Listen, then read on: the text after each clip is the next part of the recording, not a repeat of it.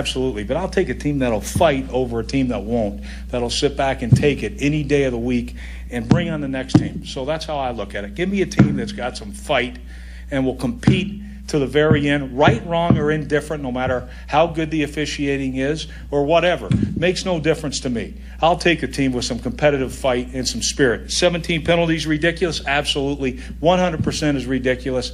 And so you say what you want, but I'll take a team that'll fight. I'm proud of this team, and we'll keep fighting, and eventually we'll find a way to win. Eventually we'll find a way to eliminate penalties. All right, so that's Rex's take after losing to the Giants at home. Now we need your take. Skip, Rex shows emotion every single week, after wins, after losses. Do you like how he handled the postgame in this one? I did not, and as you both know, I picked the Bills to be a wild card team in the AFC. And I was very disappointed in Rex Ryan after this game because there were many other ways he could have gone. And let me start my little diatribe with what our Dan Graziano reported before the game, that Tom Coughlin told his team that the Bills will beat themselves with penalties. And they committed, what was it, 17, 135 yards? Yeah, 17 penalties. That's a disaster. They lead the league with 58. Yeah, they're running away with that lead also. So if Rex had opened up by saying, look, we didn't have LaShawn McCoy, and we didn't have Sammy Watkins, two of our biggest and best playmakers, so we struggled a little bit on offense. I could accept that. If he would then go to the penalties and say, hey, coaching does play some role in the number of penalties that we've committed, but he took no blame at all for the penalties committed when he should have. And then when he talks about, I'll stick with a team that will fight. Did they look like they fought on the Rashad Jennings run that broke the game open from 17 to 10 to 24? He swat to the side like the guy. Look at that. Look at this run. Two. Now watch this guy right here. Up. Get out of my way. And got hurt on the play. Oh, baby. Way to go. We can watch this all day. 10. Way to go, Rashad. Rashad had like no yards to that point, and he shrugged off 3 completely uninspired, non-fighting Buffalo Bills. Are you kidding me? They're 17 to 10. They could have stopped him. If the first tackle is made, maybe we're having a different conversation right now. Is that fight? That's not fight to me. So again, Rex looks silly up there trying to defend that because you can't defend that. You need to take it, swallow it, admit it, embrace it, and say, we'll be ready for next week. I mean, it's just as simple as that. Instead, he says, no, you guys don't know what goes on. I know a couple of the penalties were bad calls or iffy calls. I get that. But after a game in which you commit 17 and now you become a target for officials because they're just going to say, oh, it's the Bills, throw the flag, because you know they're going to commit a whole bunch of penalties anyway. That's at least 50% of that is on the coaching staff. I'm sorry, we talked about this the other day. Rex didn't love it. Maybe take a page out of Bill O'Brien's book there with blaming it all on himself. You know, Skip, it's interesting. I was trying to find the date, and forgive me, I couldn't locate when it was. But being from New York, unlike you two, and being connected with the New York media, which you both are to some degree, in all seriousness, understanding the delicacies that involve Rex Ryan whenever he goes against Tom Coughlin.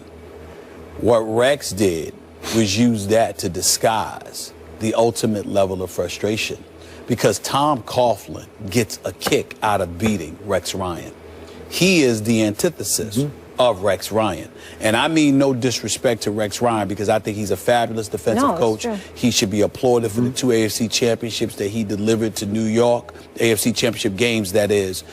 Even though it was time for him to go, which he admitted in New York, there is no doubt that it was good for him to be a head coach. I actually thought he would go for the Atlanta job as opposed to the Buffalo job at the time that it happened, even though Dan Quinn is obviously doing a phenomenal job thus far. But I say all of that to say, Tom Coughlin, I don't know him at all. Don't know him personally, don't know him professionally. I don't know Tom Coughlin at all. Never spoke to him. But I will tell you that watching his press conferences, knowing people in the media who have communicated with him, in the past, whenever his Giants beat Rex Ryan's Jets, he took pleasure in it. Oh, I'm sure he did. No matter what. Because of one reason and one reason only. Rex is the antithesis of him. Rex is about bluster. Rex is about headlines. Rex is about... Tom Coughlin is about business. He's old school. Tom Coughlin is old school. He's about showing up. He's about getting the job done. He's about going home. That's Tom Coughlin. Want to go home with his children, his grandchildren. Sure. Why? That's Tom Coughlin, okay? He is the ultimate disciplinarian in terms of just disciplining himself and doing things, quote unquote, the right way. Yep. Rex Ryan is more modern. And Rex Ryan wants to blow and bluster and all of that stuff. What needs to be said today, in my estimation, I watched the Giants pick apart the Buffalo Bills, get a lead, was up 16-3 for most of the game.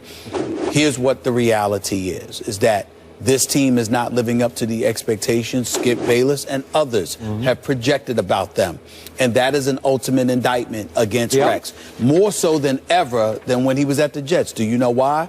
Because Tyrod Taylor has been playing better than any quarterback Rex Ryan has ever had. That's true. And that includes Mark Sanchez. Until yesterday. Well, I'm just saying, until yesterday. So what I'm saying to you is when you take that into account, along with the personnel that you have on your defense, why do you come into these games ill-prepared? You bloviated ad nauseum leading into the New England Patriots, and we had Sports Center up there live with the wonderful matriarch of sports television, as far as I'm concerned, and Hannah Storm. What happens? Y'all get blown out the water for the first three quarters. For the first 3 quarters. Yep. And then yesterday you seem ill-prepared as well. So it's one of those situations where I think Rex was wrong because he was really speaking to his frustration of losing to Tom Coughlin, in my opinion. But I also think that the time has come where we look at Rex Ryan and we say, enough's enough. Win some damn football games. You've got enough talent to do it. They do. We're not interested in your headlines. You're down your 2 biggest playmakers. Understand That's that. fair. That's fair. That's fair. But we don't want to hear about the headlines coming out of Western New York. We want to see W's. Figure it out. You were going against a New York Giants team that don't have all their pieces either. Correct. And you have your defensive pieces. And Rex Ryan's calling card is coaching defense. And now it's only 4 games, not a huge sample size, but your defense is 17th in points allowed and 23rd in yards allowed. That ain't Rex Ryan's defense to me. That, again, you had to play Tom Brady and he threw for 466, but still, this isn't good enough yet. I'm going to hang in with this team because I still think it's very talented, and if they get the 2 playmakers back, especially LaShawn, that would help a lot. Players do love playing for him. There's never been a question about that. Kevin Durant, meanwhile, has some strong words for our very own Stephen A. Smith.